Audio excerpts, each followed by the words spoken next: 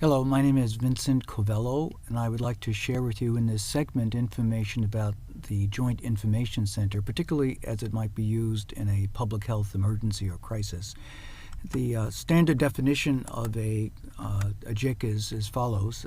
You'll find many different definitions, but the one that I particularly find useful is it's a physical location, temporary or permanent, where staff from several organizations come together to provide information to the media, the public, and other interested parties.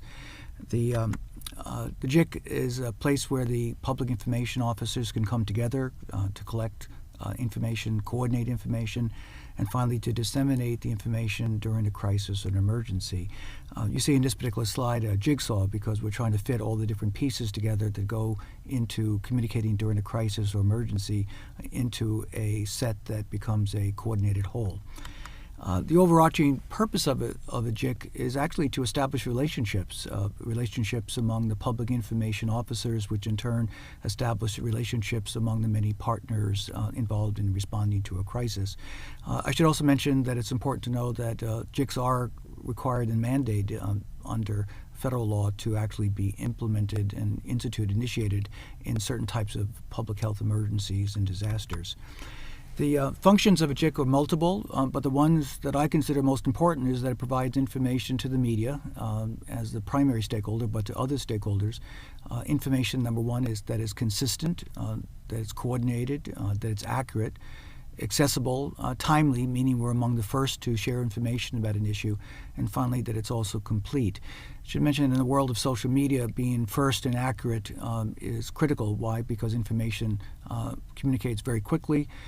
Recent studies indicate that in a crisis or public health emergency, that the answers to people's questions can be provided through social media in as little as 4 minutes. And if we're not part of the response system and communication, we will not be a player in the information being shared to the public. Primarily, though, I want to emphasize that the JIC is a place where we want to communicate information, contact the media about the crisis or emergency. We bring together in the JIC a wide variety of public information officers. As you can see on this particular slide, it starts off with the health departments, which would include the state health department as well as county, city, local health departments, but also includes all those responding to a crisis emergency, which includes police departments, fire departments, offices of emergency management, hospitals, office of public works, offices of the elected officials, offices of government and non-governmental organizations. This is a more complete list, but actually the list could go on to several pages because one of the functions of a JIC is to coordinate the information from a variety of sources responding to the crisis, and that can actually be not just tens but even dozens of different response organizations. The benefits of a JIC is that if we bring all these folks together in one coordinated place, that we, number one, get consistent messaging, that what one organization is saying is consistent with another. We're not necessarily looking for one voice, but we're looking for harmonized voices. The second is we're looking for a centralized working facility where people come together. This can be either a physical structure, and as I mentioned in a second, it could also be possibly a virtual structure by which people can come together and share information. It becomes a single go-to place for information. Critically important is that people know where to get accurate, timely information, and this becomes the recognized source of information for various agencies. If you become the go-to place, for example, CDC during pandemic influenza was extremely effective in becoming the go-to place for information about pandemic influenza. It became like a funnel where information is, people go there for information, the media and other stakeholders, and then also it gets funneled out through various types of hyperlinks. It encourages information sharing among all those different agencies or organizations involved. And finally, it assures that we have a coordinated delivery of the various messages that people need and stakeholders need. The incident command system is critical here because the JIC is actually part of that system. The JIC typically is closely affiliated with the Emergency Operations Center, as well as with the on-scene public information officer, as well as the agency executives and spokespersons from the different agencies. Again, the ICS system has been present now for a large number of years.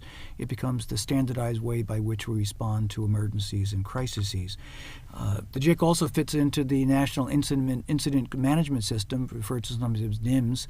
We have an incident commander, which in turn is using the JIC for the purposes of providing public information, as you can see in this particular slide. The JIC is usually located near the site for media briefings. It might be at the JIC itself, or it might be a nearby site. Since the media is one of the key clients for a JIC, we want to make sure it's a comfortable location for them, meaning that we have restrooms, internet access, power outlets, even availability of food. And if the crisis emergency event is large, we also provide space for the satellite trucks or other types of resources that the media may need to bring to the situation. Depending on the size of the event or emergency or crisis, a JIC can be scalable. It can include a large number of individuals or small individuals, a larger facility or a smaller facility. It can be virtual or physical in nature. The responsibilities of the JIC are multiple. Number one is to gather updated information about the event or crisis, to verify the accuracy of the information being provided, to coordinate the public statements being made by the various agencies or organizations involved, and finally to disseminate consistent messages to the various stakeholders, particularly to the media. This is a chart that shows how the lead PIO then interacts with the JIC coordinator as well as with the field PIOs, which in turn, as you can see in this particular flow chart, eventually gets down to, at the lowest level, to the call center liaison. The JIC roles and responsibilities, as other things, are multiple. It holds press conferences, it gathers information, it monitors both traditional and social media. The JIC will also be a place where we're writing our press releases, producing our fact sheets, social media content. It becomes a place where we can populate and maintain the websites. And finally, it's a place where we can make sure that the information is disseminated to those places where it needs to be received. The positions at a staff are very complex, and that is because crisis and risk communication is complex. There's over 25 different staffing positions required for a JIC. They start off with administrative support. As you can see on this slide, it includes, for example, a hotline for emergency responders or call team centers. A second set of staffing, employee family liaison officer, all the way down to the bottom, which is someone who registers the media as they come into a JIC. And then a third, medical professional hotline call center, so that we can keep in contact with the medical professional in the public health field, all the way down to the bottom, a public hotline call center team leader. And then a fourth and final is we start off with care center liaison officers all the way down to the writers. Each of these have particular write-ups. I'll mention later that there are resources where you can find out more in more detail what these different functions, staffing positions do, how they do what they do.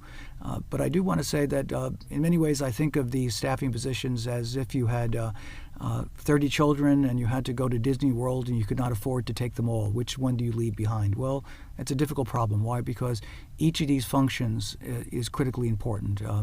Just take, for example, the medical liaison. The medical community will have questions and concerns about the disaster, and we want to make sure that we're sharing consistent information with the medical community. Another you saw on the list was the legal counsel. Why? Because in today's world of litigation, that virtually anything we say could potentially become a basis for a lawsuit, and we want to check our messages with those who have legal expertise. The first steps in organizing a JIC are first is to assign the roles and responsibilities. These various types of roles, we might have to combine them together depending on the resources, or have them as separate offices or functions within the JIC. We also make sure that we've set the time frame for the first notifications to the media, letting them know that a JIC exists and that they will be receiving information from the JIC. And finally, to determine if we left anyone out, we want to make sure that we are as comprehensive as possible in organizing the JIC, so all the different voices that are speaking can, if not speaking again in one voice, or at least in harmony with one another. If you'd like more information about a JIC, there are a large number of sources and material available. They include the Federal Emergency Management Agency, as well as various types of information available from state agencies. There's also the National Response Team. But also would strongly suggest that if you'd like to get more information about a JIC, that you go to the Drexel University Resource Library on Risk and Crisis Communication. So again, thank you for joining me for this segment.